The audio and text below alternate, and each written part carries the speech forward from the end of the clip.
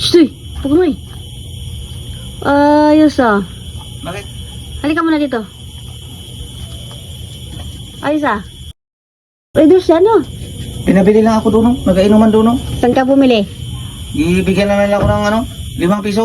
Magbili ako doon sa auntie nila. Kagabi dito ka bumili, umutang ng Red Horse. Ngayon siguro may pira ka kaya doon ka bumili sa unahan. Pinabili lang ako, day.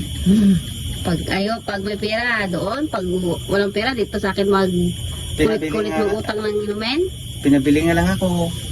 Isa lang naman yan. Kung marami kang inumin, di dapat marami yan. Ikaw lang mag-inom yan oh. Pinabili lang ako, day. Hindi ako nag-inom. May pera ka ba kumain oh? Wala, pinabili lang ako. May sabihin ako sa'yo. Ano naman, marites ka na naman. May sabihin ako sa'yo. Yan ang problema sa atin talaga. Pag lahat ng nagadaan dito, para mo lang talaga. Ayaw mo ng marites. Halika, hindi to marites. Totoo to. Halika. Ilagay mo ng Red Horse mo dito. Ba't bigit mo yan? Ano? Si Tatay Berto doon sa taas. Kilala mo ba yun? Tatay Berto ba? Nawalan siya ng ano? Manok na panabong daw. Bakit ako agad ang ginasabihan mo niyan? Sabi kasi ng anak ni Tatay Berto, pugi daw yung magnanakaw kahit takatalikod. Sa isang sulyap mo ay nabihag ako para manghimala ang lahat ng ito. Sa isang sulyap mo. Isa lugar lang naman natin dito, ikaw lang kilala kong pugi. Parang siya, ate. Oo nga! Puging-pugi!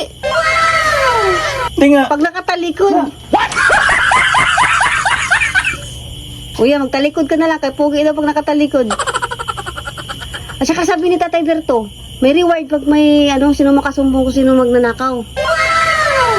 10,000 daw yun kasi ganador yun yung manok niya. Pag kilala mo. Kaya kung ikaw nagnakaw, Pag ibalik tayo, may reward. oo, 10,000 daw yun. 10,000 nga. Gitali ko lang sa likod ang manok, te. Sabi ko na nga ba eh. Kahit hindi naman talaga sabing pugi talaga. Alam ko talaga, ikaw talaga, magnanakaw ka talaga, no? Ikaw talaga yun. May 10,000 reward? Oo, meron nga daw. Oh. Ibigay mo sa akin para may ko dun. Sige, te. Hindi ako mahuli ng pulis, te. Ako nagsumbong, hindi. Isa 10,000. Ibigay mo sa akin dito yung manok Pero para... tanggalan ko na ng isang ano yan. Te, Hindi ulam ko. Ay, di patay na? Buhay pa. Isang paa na lang Dahil nakatakip. siguro nakabili ka ng regalo siguro. Dahil bininta mo na siguro yung anak na... Yan nga, yan, te. Ang kapalit. Isang paa, isang red horse. 120 lang yung reduce. Ang reward, 10K. Pinagpalit mo doon. Wala, nakain na nila yun. Hindi na mabalik yung paa. Bahala ka dyan. At ngayon, ikaw talaga nagkuha ng manok. Gipit lang, te. Kaya marami akong utang sa'yo. Ay, teka. Speaking of utang. Speaking of utang, ha? Kumusta naman yung utang mo dito, Buknoy?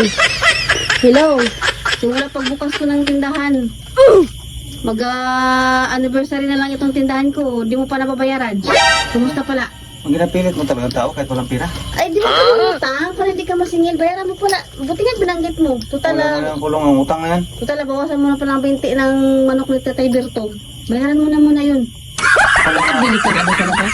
Sa ibang tindahan? Ano mo na, bayaran mo na. Wala akong pira, te. Walang pira? Pero nakabili ka ng redos na sa unahan? Alam mo, Buknoy? Ngayon na talaga ako naniniwala sa forever. Ah, Kasi simula lang nang utang ka sa akin dito, forever talaga yung utang mo. kaya kaya sabi ko sa'yo. Ako talaga yung forever mo. Kaya pautangin mo na ako. Kapal ha? Pautangin ka ng pautangin? Oo, para magiging makuha kita. And forever. Forever.